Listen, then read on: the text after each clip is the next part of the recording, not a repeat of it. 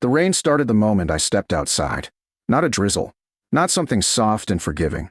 A full, steady mountain rain that soaked through denim in seconds and made everything smell like cold earth and rust. Behind me, the front door shut. Locked. Not slammed. Not dramatic. Just closed. Like I'd already stopped existing inside. I stood there for a second, water dripping from my hair, staring at the wood grain of the door like it might change its mind. It didn't. From inside, I could faintly hear my stepmother moving around. Dishes, maybe. The ordinary sounds of a life continuing without interruption. Without me. All right, I muttered. That was all I gave it. No speech. No begging. No knocking. Because I knew better. She had been planning this. Ever since my father died 8 months ago, everything in that house had slowly shifted from ours to hers. Rooms reassigned. Tools sold. Photos boxed. Conversations shortened. Until eventually, there wasn't space for me anymore. Or at least, that's what she said. You're 26, Luke. You can't just linger. Linger. Like I hadn't spent the last year rebuilding her roof.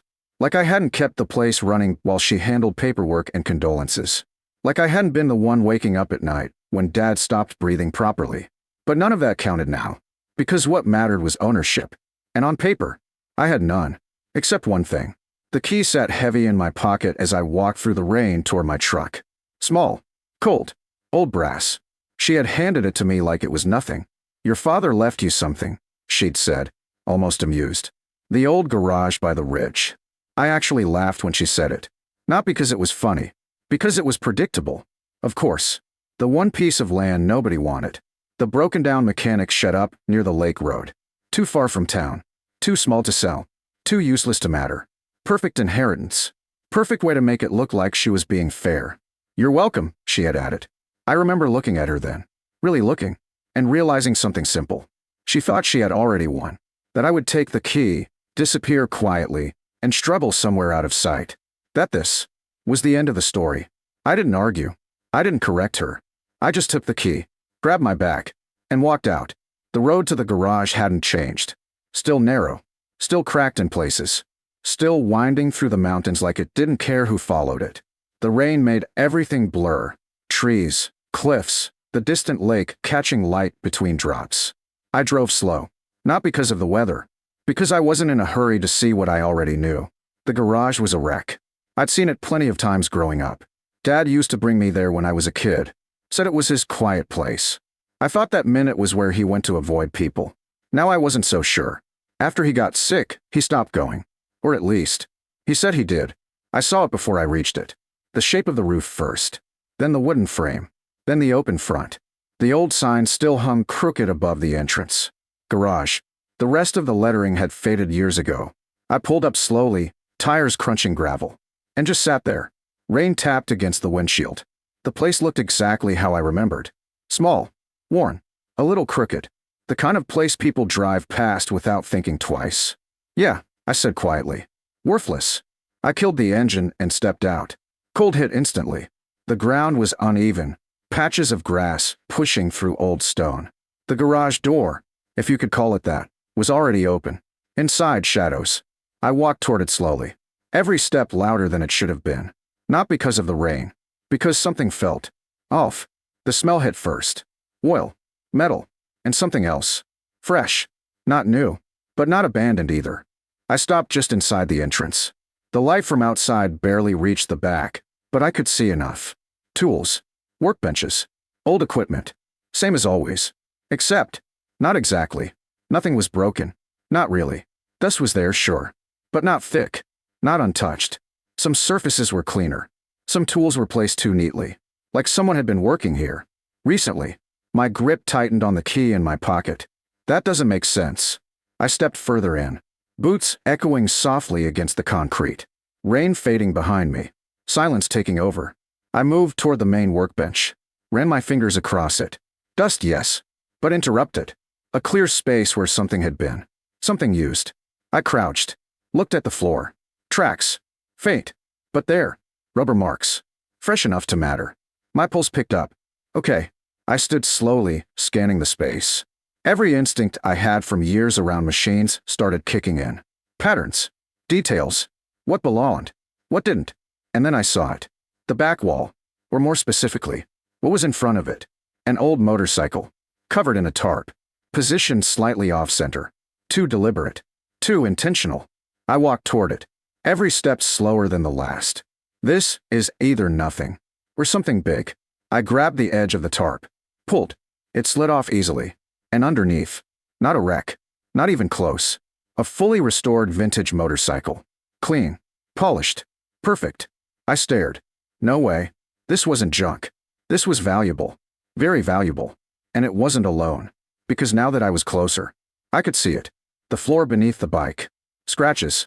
Arcs. Movement marks. Like the entire thing had been rolled back and forth repeatedly. My eyes shifted to the wall behind it. Plain wood paneling. Same as the rest. Except, one section didn't match. Slightly newer. Slightly darker. My heart started beating faster. Dad.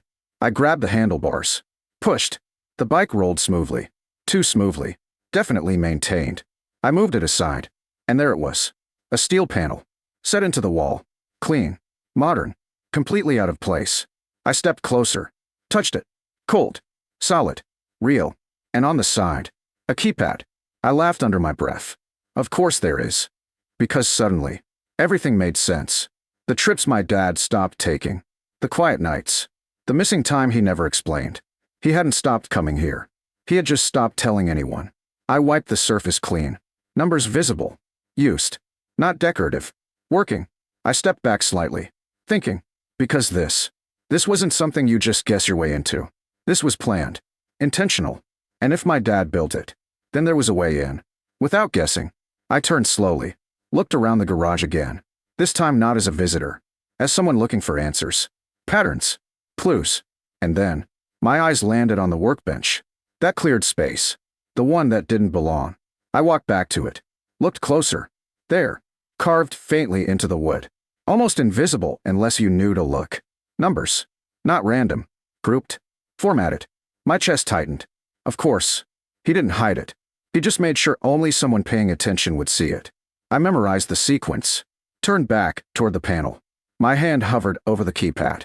For a second, I hesitated. Because whatever was behind that door was going to change everything. And once I opened it, there was no going back. I exhaled slowly, then started entering the code. Each beep louder than it should have been. Each digit heavier. Until the final number. A pause. Then, a deep mechanical click echoed through the wall. And the steel panel shifted. Just slightly. Enough to reveal darkness beyond. And something else. A faint hum. Alive. Working. Hidden. My grip tightened. And for the first time since I was thrown out, I smiled. Because whatever my stepmother thought she had taken from me, she had no idea what she had just given away. The panel didn't swing open all at once. It slid. Slow. Heavy. Like it had weight behind it. Not just steel, but intention. The hum grew louder as the gap widened. A low mechanical vibration that you felt in your chest more than heard. Cool air rolled out. Clean. Dry. Nothing like the damp mountain air outside. I stepped closer, peering into the darkness beyond. Then the lights came on. Not all at once. One strip at a time, running along the ceiling and down the walls until the entire space revealed itself. And I just stood there. Because this was not a hidden room. This was a full underground workshop. Concrete floors. Reinforced walls. Industrial lighting. Organized racks of tools. Shelving units filled with parts. Engines, transmissions, carburetors, crates labeled in my father's handwriting.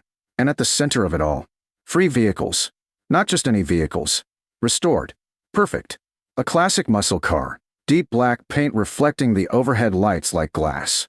A vintage off-road truck, lifted and built for terrain like the mountains outside.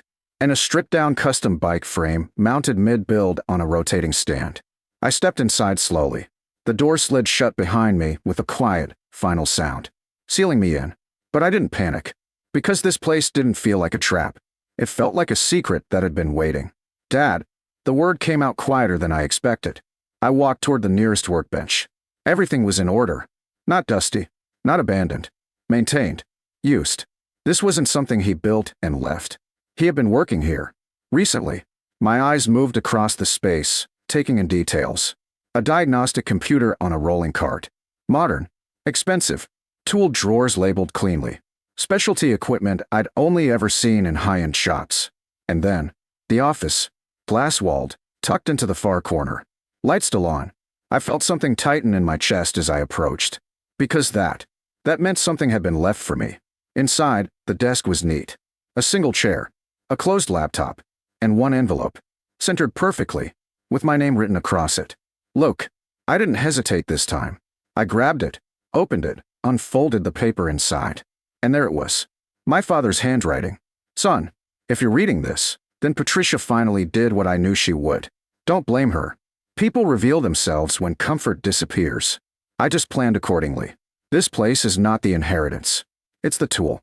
The real value is in the contracts, the builds, and the relationships tied to this workshop. I've been restoring high-value vehicles for private clients who don't want attention. Collectors, brokers, people who pay for silence and precision. They never came to the house. They came here. Everything you need is in the system. The laptop is unlocked. The clients will test you. Let them. Quality will speak before you do. I didn't tell you because I wanted you to learn skill before you learn value. You can inherit money and lose it. Skill stays. One more thing. Never make this place look rich from the outside. That's how it survives. Dad, I read it twice. Then again. Not because I didn't understand it, but because I needed to feel it settle. He knew. Every piece of it. Patricia, the house, me getting pushed out. And instead of fighting it, he used it, positioned it, turned it into a door. I looked around the room again. This wasn't luck. This was design. Careful, quiet, patient design. I let out a breath I didn't realize I'd been holding. Then sat down in the chair and opened the laptop. No password. Just like he said. The screen lit up instantly.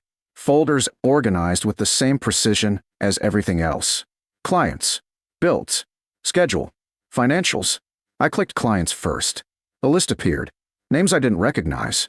Codes next to each. Locations. Notes. Payment histories. These weren't hobbyists. These were serious people. Then builds. Photos. Detailed logs. Before and after shots of vehicles that looked like junk transformed into museum-level restorations. Numbers attached to each project. Not small numbers. 5 figures. 6 figures. My chest tightened again.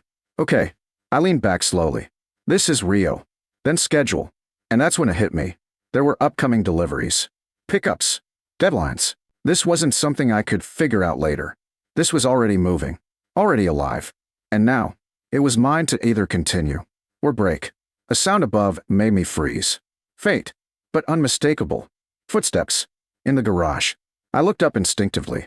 The ceiling above the workshop was reinforced concrete, but the sound carried just enough. Someone was there. Then, voices. Told you he'd come here. Check inside. My stomach dropped. Patricia, and someone else. I stood slowly. Because now this wasn't just about inheritance. This was about timing. And exposure. If they saw this, everything changed. I moved quickly to the control panel near the wall. There were camera feeds. I tapped one. The garage above appeared on screen. 2 figures. Patricia, and a man I didn't recognize. Suit. Clean shoes. Not local. Not someone who belonged here. They walked in like they owned the place. Patricia pointed toward the back. The bike was always here, she said. Henry never used this place. The man didn't respond. He was looking around differently. Not dismissing. Evaluating. That made him dangerous. I zoomed the feed. His eyes landed exactly where mine had earlier. The motorcycle. The wall behind it. He stepped closer. Something's off, he said. Patricia frowned. What? This space has been used. My grip tightened. Of course he saw it. People like him always did. He reached for the tarp. I didn't think. I just moved. Back to the panel. There was a switch labeled lockdown. I hesitated for half a second, then pressed it. Above, a heavy metallic sound echoed. The garage door slammed shut, bolts locking into place. Patricia jumped back. What the hell was that? The man stepped away from the wall immediately. Alert now. Not confused. Smart. Someone's here, he said quietly. Silence filled the space. Then, Luke, Patricia called. Her voice was different now. Not sharp. Careful. I didn't answer. I watched. The man walked slowly toward the center of the garage, looking around, thinking. Then he spoke. You inherited this place? Patricia didn't answer immediately. Then, yes. Lie. Clean. Instant. He nodded slowly. I'd like to make you an offer. Of course he would. I felt something settle inside me right then. Not anger. Clarity. This was why my father hid everything. Because the moment value became visible. People like this appeared. Fast. Polished. Ready to take it. Patricia glanced around again. How much? He smiled slightly. We can discuss that once I see what's here. She hesitated. Then, I don't know what's here. Another lie. But this one weaker. He turned toward the wall again. I think we're about to find out. I exhaled slowly, then stepped back. Because now, it wasn't about hiding. It was about choosing the moment. I hit another switch. The panel behind the motorcycle slid open. Above, both of them froze. Patricia stepped back in shock. The man didn't. He leaned forward slightly. Interested. Exactly like I expected. Then I walked up the stairs. Slow. Deliberate. Letting the light rise behind me. Until I stepped into the garage. Rain still falling outside. Silence inside. Patricia stared at me like she'd seen a ghost. Luke. The man studied me. Carefully. You must be the son. I looked at him. Then at her. Then back at him. And smiled slightly. Yeah, I said. I'm the one you didn't plan for. Neither of them spoke. Good. Because for the first time since I stepped out of that house, I wasn't reacting anymore. I was deciding. And whatever came next wasn't going to be taken from me. Because this wasn't just something my father left behind. It was something he built forward. And now, it was mine to run.